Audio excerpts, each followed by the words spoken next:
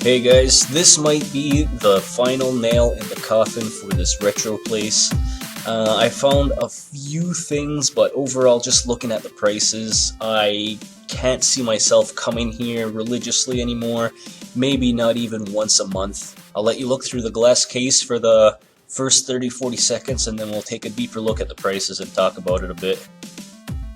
Now remember, this isn't a retail store, this isn't eBay, this is a thrift shop. Usually $5 per game, and this is a huge jump in the last year. So I know I'm going to see it in the comments, I'm not used to these prices.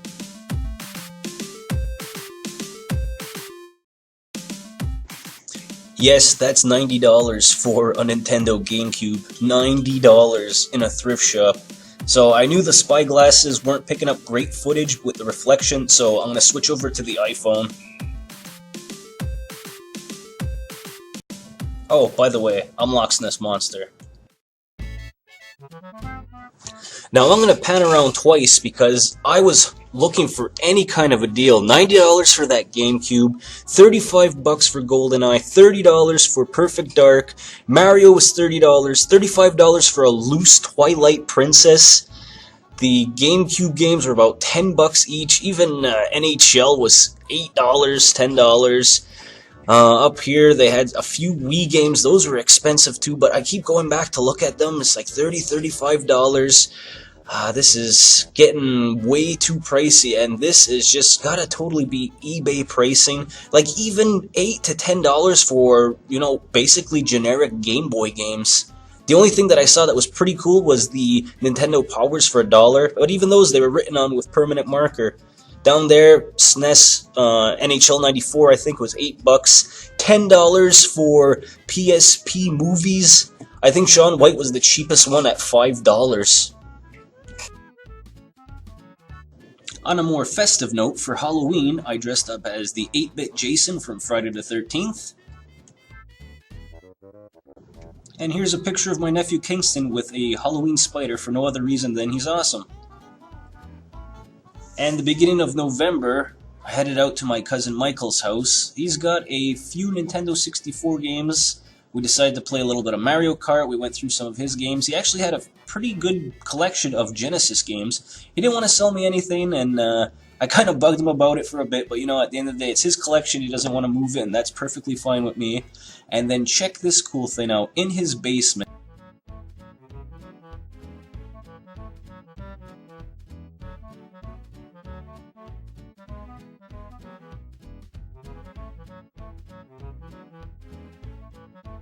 and now for the pickups. So the stuff that I did pick up from the super expensive glass case, $1 each for the Nintendo Powers. Kind of sucks that they wrote with permanent marker $1 each on them. This one has the Kingdom Hearts cover on it, pretty cool, nice and silver, and all of these issues are the subscriber edition. So again, $1 each, so that was the Kingdom Heart. You got Street Fighter here. This is, I think, when it was getting ready to launch it. Launch special for the 3DS. 2K Sports Top Spin 4, Meet Your Match. Remember when Andre Agassi had the best hair in the business? I do. Rayman, and up to a few years ago I had never played a Rayman game, and then I played the one on the PS3. Actually a lot of fun, and the music was really, really good.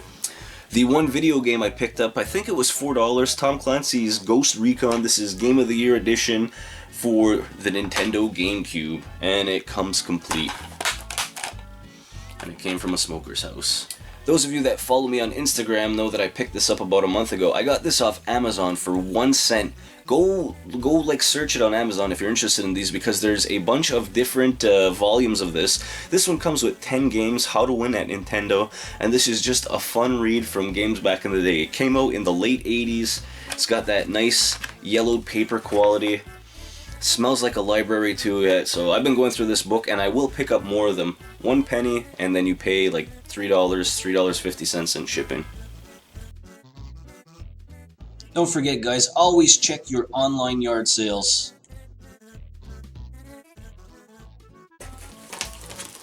And another shameless plug for those of you that follow my Facebook page, Loch Ness Monster. I showed this was a online yard sale. I picked these up for $2 each, $2 each for Xbox One games. It could be pretty much any title and I'd probably grab it because for $2 you're getting like what, 15 to 40 hours of gameplay.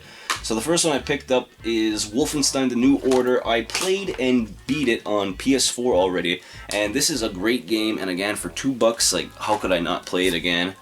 The Walking Dead, the first season, plus the 400 Days. If you haven't played this game yet, I don't know what else to tell you. It's probably one of the best Telltale games that they have. And last, a sealed game. This is Minecraft Xbox One Edition. I still have yet to play any Minecraft games. I know the kids go crazy for them. At school, they like to use their free time on Fridays to get some Minecraft in. Also, Pokemon cards are getting big in there too, but I think I will finally really try a Minecraft game. I'll sit down on a rainy, boring weekend, and I'll try and put some hours into it and see what Minecraft's all about. Picked up quite a few heavy books for 50 cents each.